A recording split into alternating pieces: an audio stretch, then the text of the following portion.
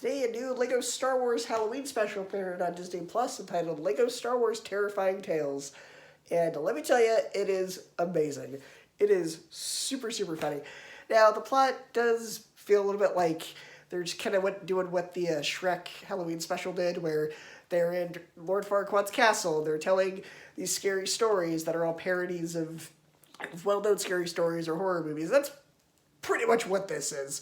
They're at Darth Vader's abandoned castle, because this is years after the Empire has been destroyed and it's the First Order, and this hut has basically bought out Darth Vader's old castle and he's turned it into a museum and a gift shop, which that's super funny that, Disney is known for over-consumerism, is sort of poking fun at over-consumerism.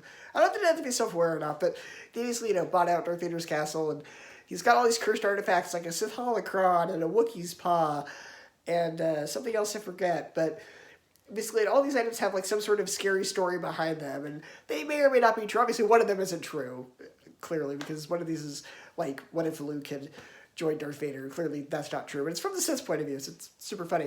And it's basically 3 different spooky stories that they're poking fun at, and it kind of calls out the fact that we didn't really get much knowledge about the Knights of Ren, because that's what the first story is about. It's sort of, obviously none of this is canon. This is Legos. None of this is canon. But it basically sort of gives us some sort of backstory to the Knights of Ren and why Kylo calls himself Kylo Ren. And the reason for it is super funny. And I'm not going to say anything more than that, but the reason he calls himself Kylo Ren had me roll on the floor laughter. Like, it was super, super funny. And then they move on to this other story about the Wookiee's paw, which, as the name implies, is the monkey's paw.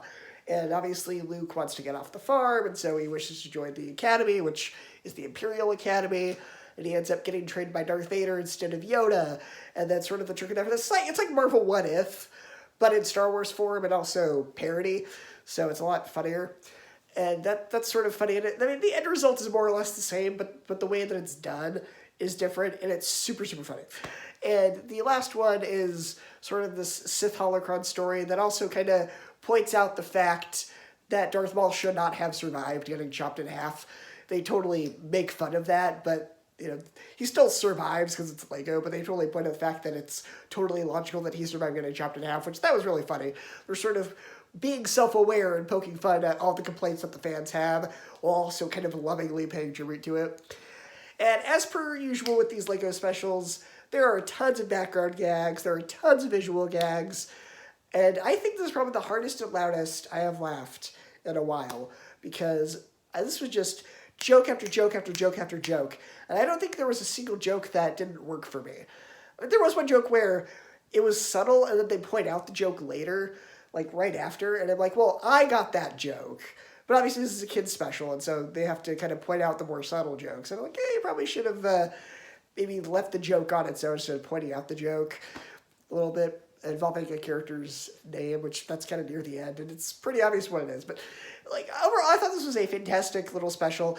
I wouldn't say it's a Halloween special, though it is advertised as a Halloween special, because obviously it came out today, which is the 1st of October, and it's being very much marketed as a Halloween special.